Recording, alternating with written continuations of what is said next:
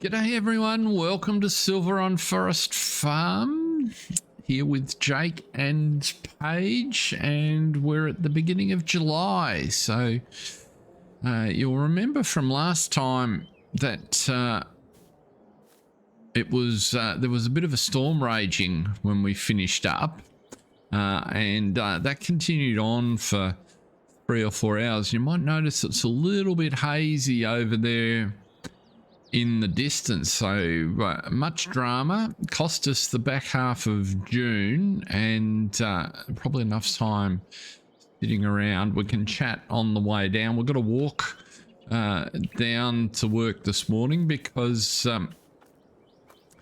turns out towards the end of that storm we were having a lot of lightning. Anyway, there were to the best of Jake's knowledge, at least one lightning strike in the new sawmill, which must have come kind of after just as dark fell and as the rain was stopping. Anyway, those piles of lumber that was stored at the sawmill caught fire and went up real fast, and of course there was still a fair old breeze blowing, so it kind of blew it back towards. It's probably easier if I go to the map, actually. Let's so that, not sure where exactly the lightning strikes were, at least in this area here, if there was more than one, and the timber was stored in these 3 buildings. Well, they're all gone, right? Basically all this eastern side of the sawmill is gone, and the big news that's really buzzing around town, so because they were just big piles of timber, there was embers and was quite a sight to watch from the house. But the wind blew embers across and sparked a fire, and so the roller coaster is just gone. Like, the whole thing just raised the whole lot. So it's the last half of June's been pretty interesting. As you can see, the forestry service man in the checkpoint here, the road's just plain closed, right? And it's closed in town at Eddie's. We can't get in there. We're kind of going to be a little bit sneaky here. So before he finished for the day, Jake had already moved the Gleaner down and a truck so that we could get a good start on this barley field. Well, that turned out to be just as well, because we're on kind of the right side. If we can sort of sneak through here, the train's just gone, we should be able to get into our field, even though the rest of this area is pretty much shut down. So that's the plan. We can't he wanted to sell the corn. He's afraid almost to look at the price. The corn's sitting in our silo here because we can't get to the farmer's market. The road's all shut along there, and this whole area is just a mess with appliances and clean-up crews and the like. Jake offered to lend them some equipment, but I think between the guys up at the old mill, Stumpy and Boof, and a few other folks around town have sort of chipping in and getting that sorted, but it was a mess. So let's just have a look. What has the corn price? So the corn price is really good, but we just can't get there to sell it. So we'll wait and see. Certainly not going to get a chance today, and to be honest, our highest priority is getting this barley. If you'll see, the oats that we've got in there have also ripened, so we really need to be getting our crops sorted. The danger if we wait any longer, particularly with the barley, because that section in the centre ripened earlier, is we might lose it. So and the last thing we need in this area is another fire, right? And thankfully the wind was blowing away from our fields, so we didn't cop any damage. But it was still a bit more excitement than Jake really wanted, to be honest. Fire is never a fun thing. I'm sure at some point when the area clears, we can go down and have a bit of a look. We didn't park in the best spot here.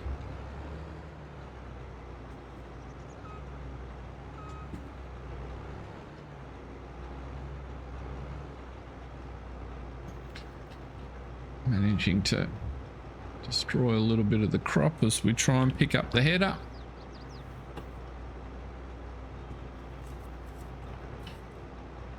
See if we can just straighten that round the corner without doing any more damage. But yeah, it was a pretty hectic period that night. And the next few days, just as everybody sort of chipped in and helped out. But that's why we haven't had any opportunity to work our fields, and been sort of a little bit of carting for folks and just trying to support. We've got a fair bit of milk there as well, which we need to be selling. Let's see if we can get a cloth here. Why are we not getting a straw swath?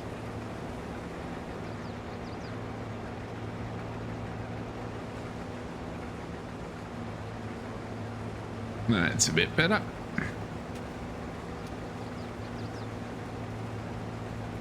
So that's the state of play, but we might be able to get into town. At least we've got access through our fields, basically. So we've got a couple of roads that we can access town. Of course, the problem with that we face in selling our milk, really the timing hasn't worked terrifically for us. We don't have a tanker at the minute to put the milk in, so we'll have to sort that out. And Jake was kind of hoping to sell the corn in order to generate a little bit extra funds. So all in all, in addition to the setbacks to the town, there's a few that we're having to eat. Just like it goes that sometimes. Bad luck doesn't pay favourites. Catches everybody out when it happens. But at least we've got a pretty decent crop here, and looking at the you can see from the mini map there, the yield we're getting off here is terrific, so that's promising. And thankfully there was a few days there where Jake was worried we weren't even going to be able to harvest, so thankfully we were able to get that sorted, because that would have been a bit of a disaster, such a good crop in the ground.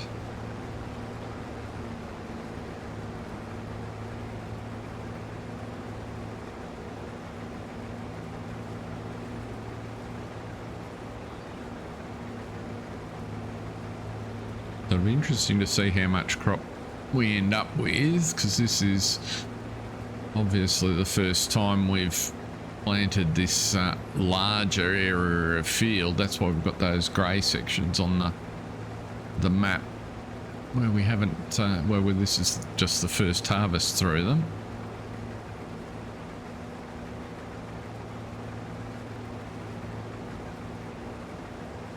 The old Gleaner is working a treat, so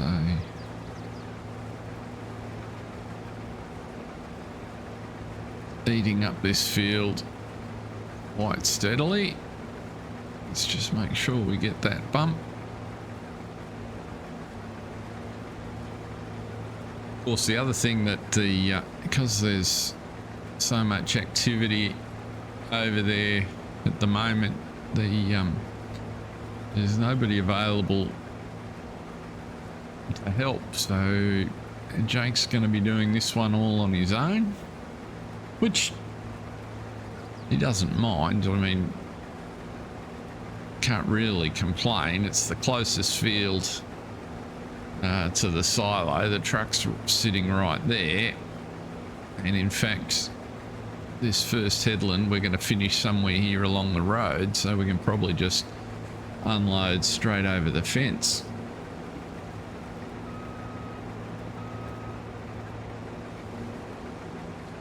So all things being considered, not much we can rightfully complain about.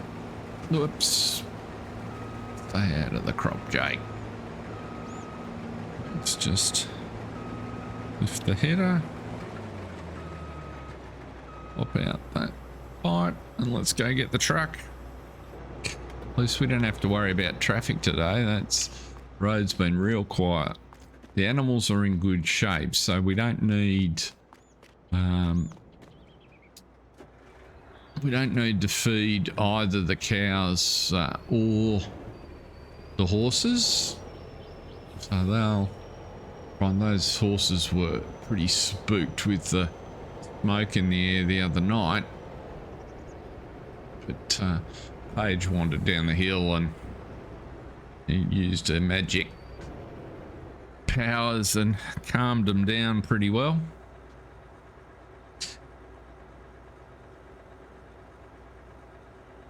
It's quite interesting how they kind of settled once she walked in, and it wasn't, she clearly wasn't as stressed as they were. They sort of picked up on that a bit.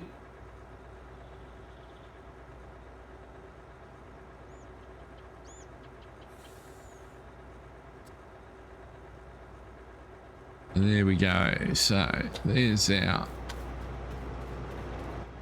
first load out of here.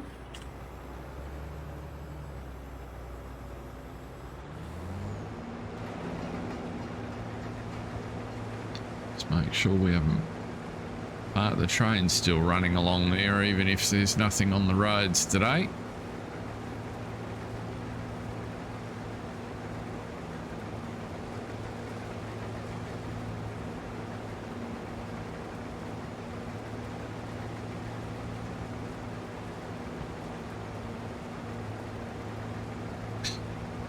From what Jake's been able to understand, there's no damage to our little BGA there, and in fact there's no damage to the sawmill office building that was always pretty empty on this side. So but the new sawmill's lost all its stock and a whole bunch of equipment that was in those sheds on the other side. So I don't know what that's going to mean.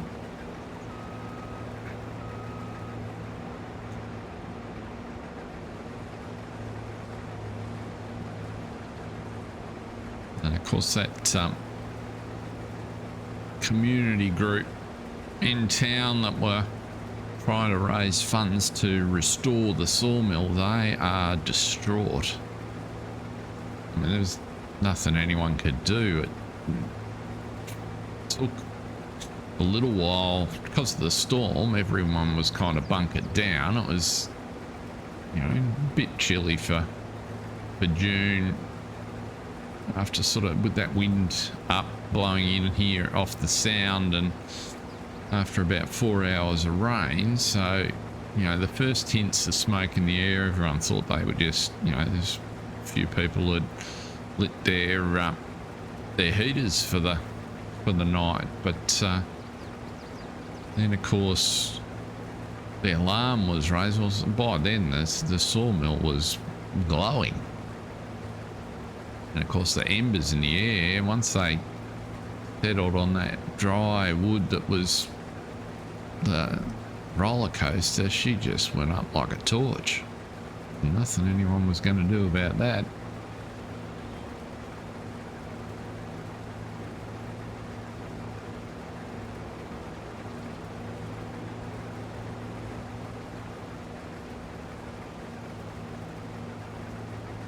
Thankfully, because it was wet, the forest around here didn't have anything to take, because we'd had 4 hours of rain. It was just the, even though the timbers of that roller coaster were a bit wet, there were plenty of spots that those embers could blow into to just get a start, and then away she went.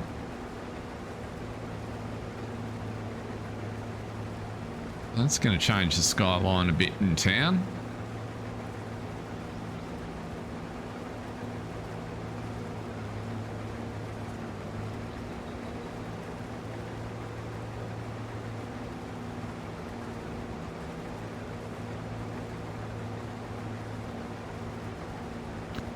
Geez, that forestry bloke over at the roadblock must be pretty bored.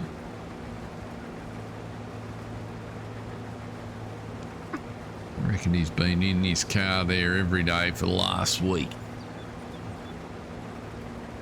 Drive Jake crazy at wood full duty like that.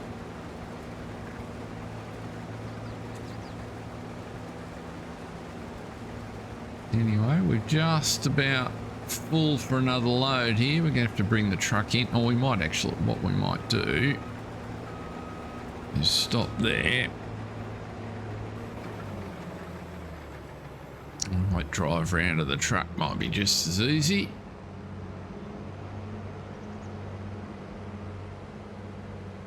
Because if we do another couple of headlands, we should be able to just about get round a lap.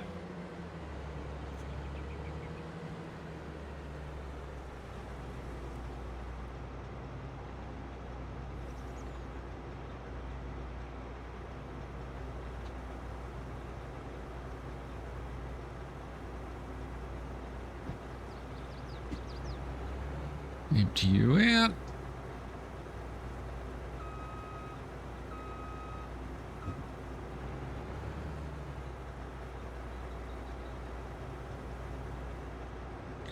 Almost 2 tanks in the trailer.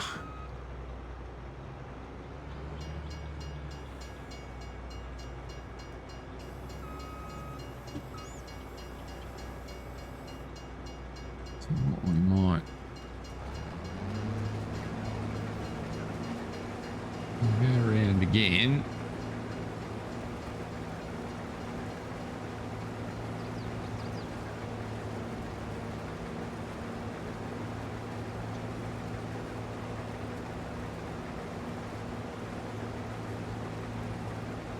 $10 with these 3 fields here to do, this big barley field and then little oats, or the oats in little water and the one in the sawmill field here, that's pretty much gonna make up our day, I reckon.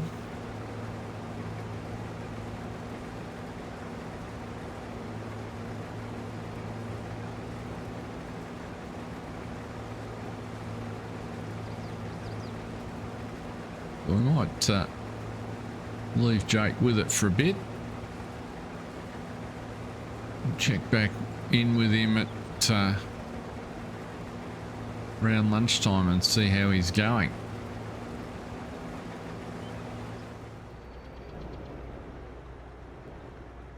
Just topping off our second load here so that I can run it across to the silo. Jake managed to feel a complete goose in the first one, showing how much inattention can create work for you at the minimum or be downright dangerous at at best, so managed to tip a good portion of the first load on the floor beside the silo, as he just hit the button when he drove in and failed to notice that he was tipping left rather than out of the rear. No train. That'll need to be cleaned up later. There's a good couple of 1,000 litres of barley on the floor there.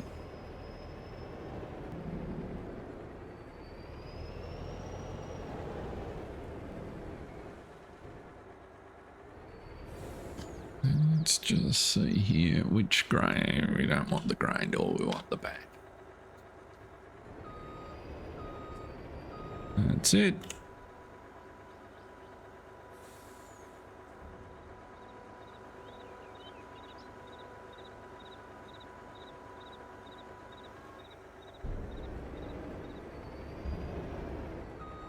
Just based on that progress, I reckon it's going to be an early afternoon finish for the barley, and then we can move on to the oats.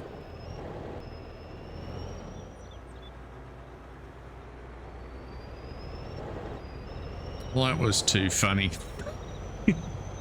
Sort of interactions that make Jake smile. So when he was unloading the last hopper, so the first one in this truckload, he thought, oh well, I'll just duck over and say hi to the forestry guy that's manning that checkpoint. You know, he's probably pretty bored, has been any traffic or anything along there for ages.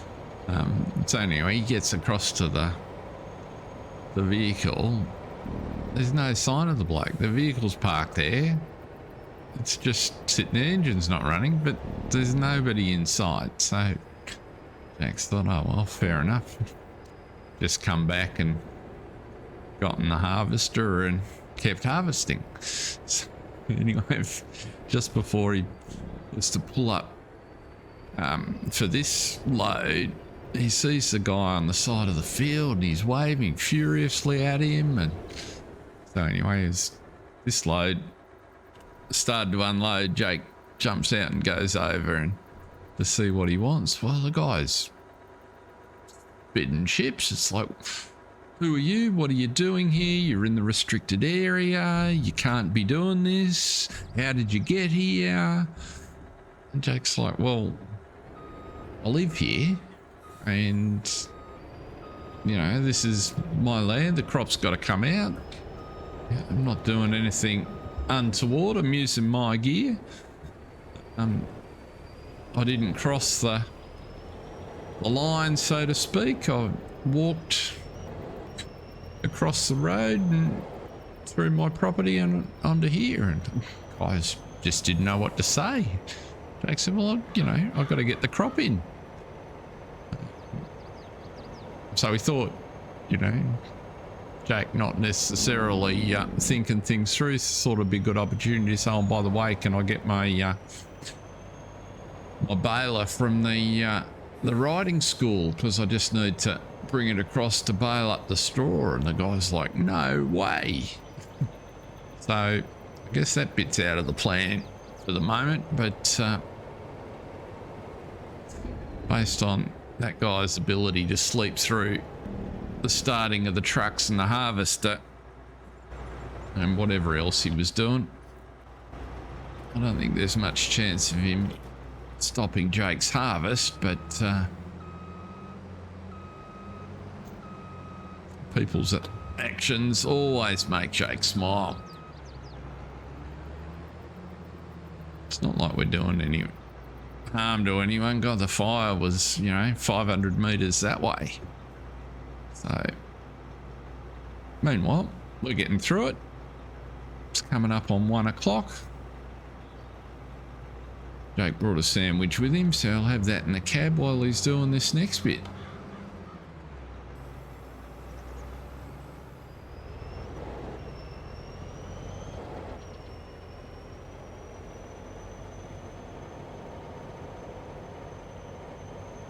Well, things just got more entertaining, so Apparently Boo Boo on there over there has been on the radio to his boss, who's called the sheriff, and the sheriff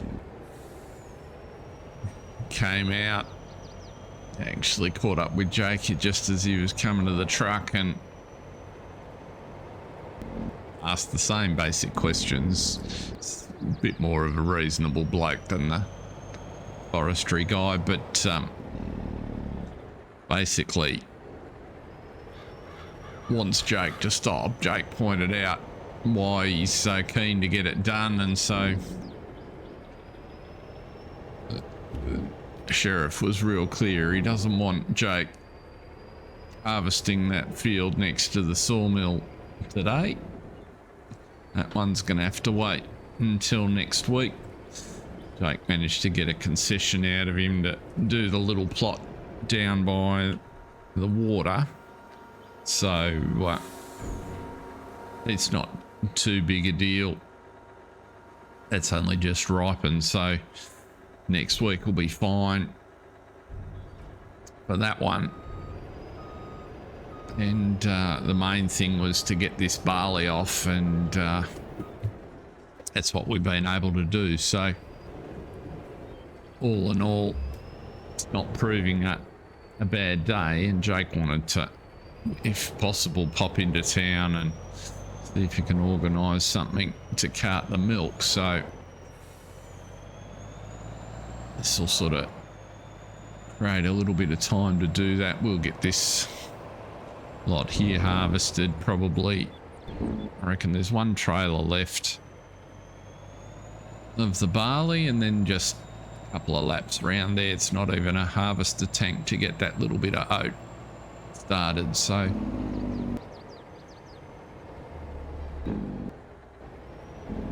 all in all, it's not a huge deal. If Jake put the truck in the right spot, we'd be able to continue on.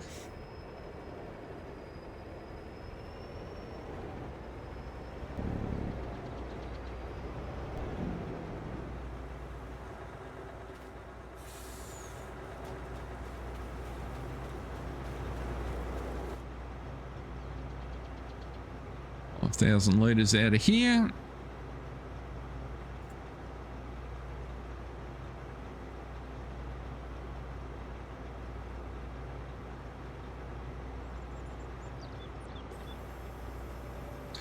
Conclusion Jake's reached is after all the adrenaline, everyone's pretty tired after the last few days, and the adrenaline's worn off, and you just get a bit cranky with each other. So he'll keep his head down, stay out of the way. Key people around town know if they need to borrow some equipment, they can. All they got to do is just ask.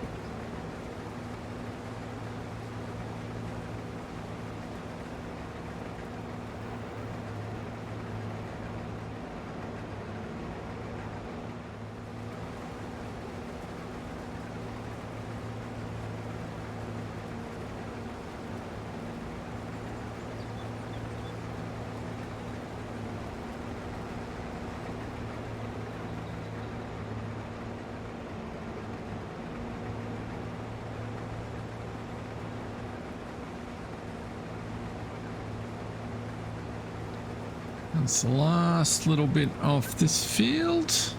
Not sure that we'll get it all in the trailer. I don't think we've got enough. We might be very close, but I've got a sneaking suspicion I'll have to empty the trailer and come back.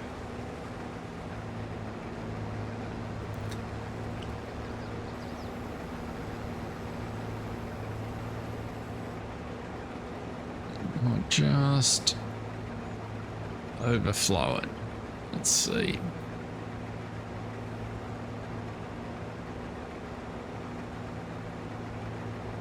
Yep. 1,600 litres. Okay, so we'll drive over here.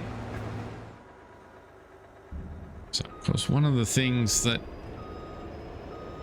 has been curtailed is the construction here of the or the fit out of the Agco dealer. What is he doing?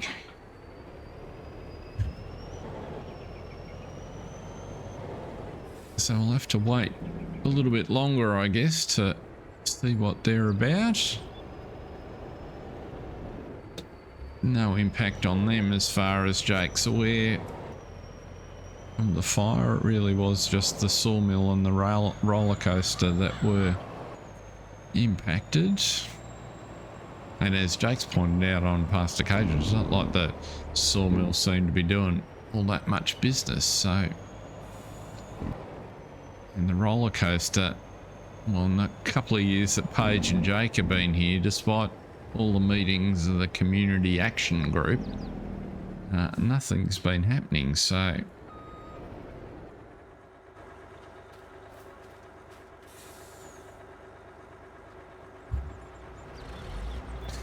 So we'll just get the oats off here, and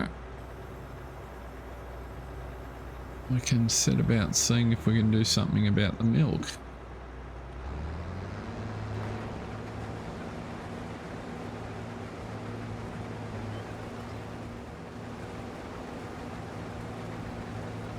So if you're looking at the yield map and thinking it's a little spotty on here, it is. You might recall that we spread some slurry, but we didn't come back and just top it up to perfect with fertilizer, because we basically ran out of time prepping all the other fields. That said, we've still got 8,000 litres of oats off just this little triangle of land here, so Jake's not unhappy about that, and he's very happy with the barley. So let's go and see how we finished up in the silo in just a second.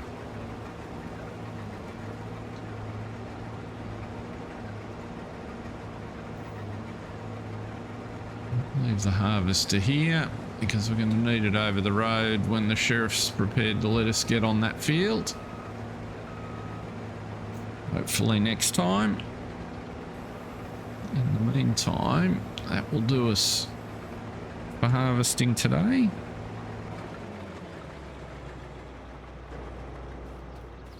Let's go and run this last 1,600 odd litres across to the silo and see where we finished up with. Yeah, see our corn's dropped just over the course of the day, 40 odd bucks. So looks like we're hanging on to that corn now until the peak at the end of the year. Hopefully we'll be better able to pick that up. And we finished up with 114,526 litres of barley. So a little over 100,000 off that field. So very happy with that. Plus the spillage that Jake has to take care of there on the side. He won't be telling Paige about that little bit. It's behind the silo. She won't notice. Road's pretty quiet. The neighbours mightn't notice either.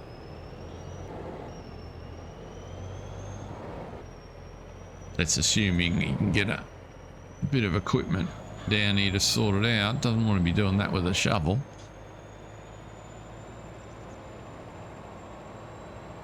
So we'll just pop this oat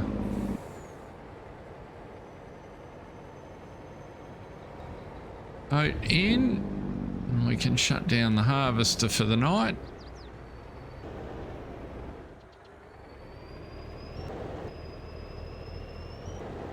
Rightio, back to the silo for the last time today.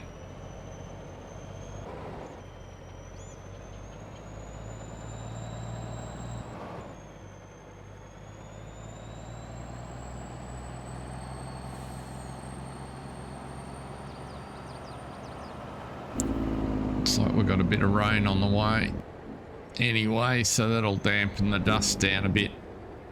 It might help them out. We haven't, like, since that big storm the other day, haven't had any rain, so that might make folks a little bit more comfortable with the situation, as challenging as it is. So we'll just leave the truck there. Let's dark up. We'll wave to the forestry guy. Head up the hill.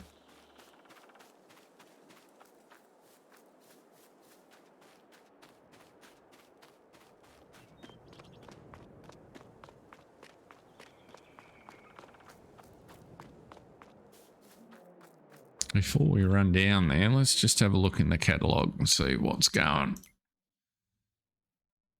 Oh, there's a lovely T8, which would be quite a handy pickup, but we don't have 154 grand at the moment. And in terms of options for moving milk around, we've got these little ones.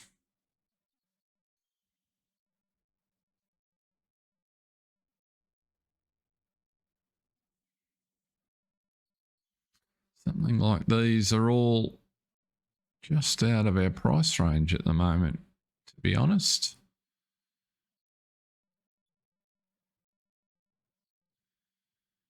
This is the brand he's had trouble with, so there's not a lot there to choose from.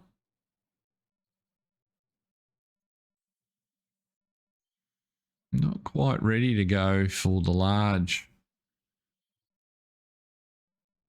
tanker. That'd be something. And when that tanker there, it costs as much as the little dairy itself. So really, we need to be looking at something like this, I think.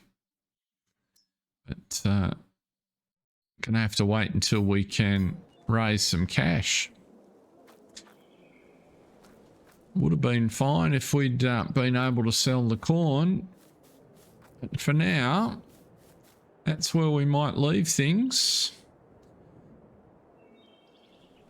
Next time we'll get into town and see if what's happening at that end of the show. Hopefully these businesses that are setting up down here will be open and everyone will be able to move on a bit. But until then, thanks very much for watching. Stay safe. See ya.